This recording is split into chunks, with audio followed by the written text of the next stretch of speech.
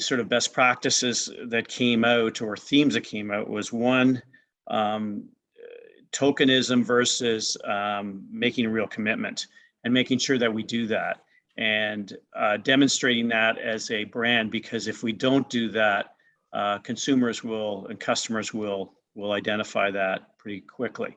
So that's pretty important.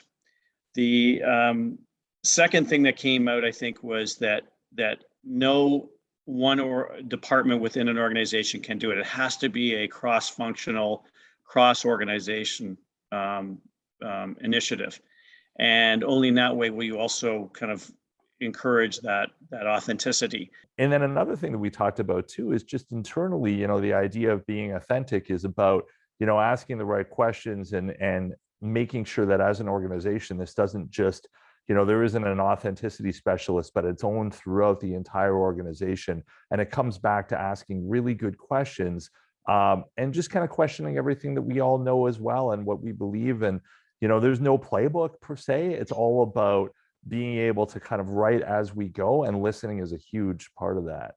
Brand definition is very important, before you even think about authenticity. So what do you stand for in terms of mission, vision, values? If you're going to live up to something, what is it? And is it, consistent across the omni-channel?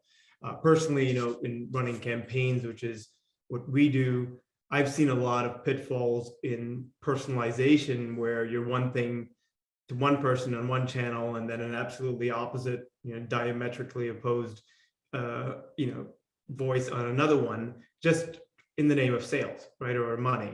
We talked a lot, like the others did, about employee engagement and how important it is that, and how difficult it is in an organization, like a bank. We also had bank in our group, where you've got thousands of employees, to get everybody really truly buying in and not just paying lip service to the idea that they believe in the company's values. And how hard is it to get everybody to agree on a set core values and to really believe it, and not just, like I said, pay lip service.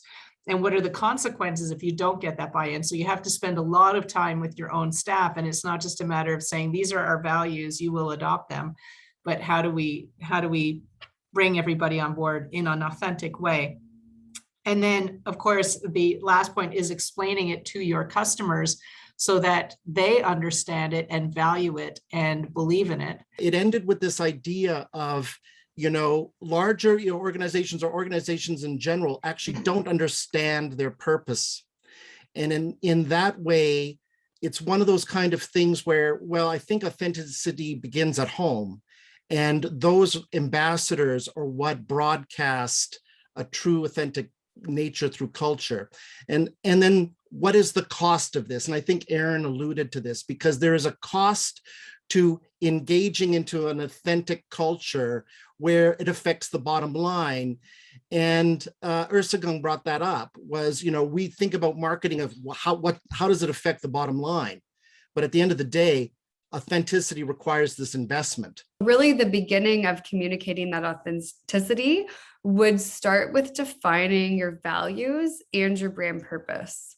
And when we start with those, they need to be connected to the promise that is going out into the market. So before deciding how to communicate and making sure that the communication is coming across authentically, it's ensuring that the brand is really connected with the values and that purpose. Okay.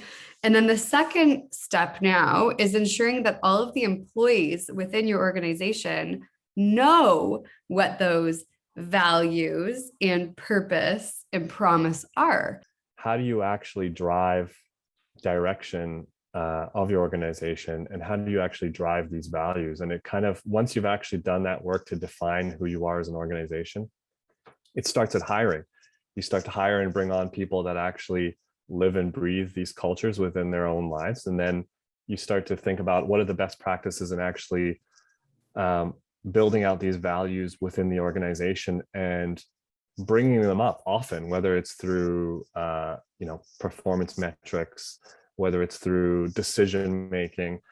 And that, I think, bridges that gap between the 20% of people who know what your values are and 100% of people who know and live the values within your organization. A lot of times we find companies actually have not invested the time in defining their authenticity. And unlike consumer brands who, there's a certain level of consumers' expectation. And so we see a lot of consumer brands actually, being very good and a lot more forward thinking in terms of defining their brand and defining their behaviors to reflect their quote unquote authenticity.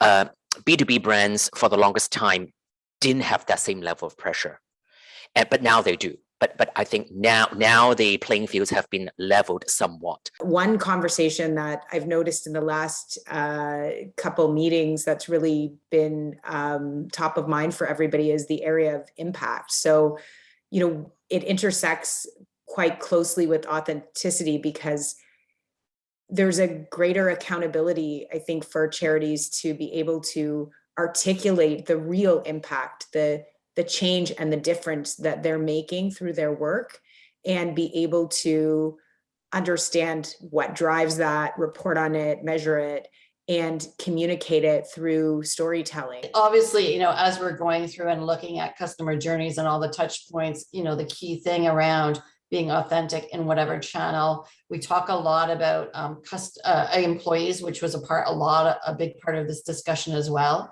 in terms of making sure that employees are bringing to life that customer experience and putting the values that the company has through in every touch point through the consumer. So it's a huge part of what we're doing, both from an employee experience and customer experience in terms of how we map that journey out.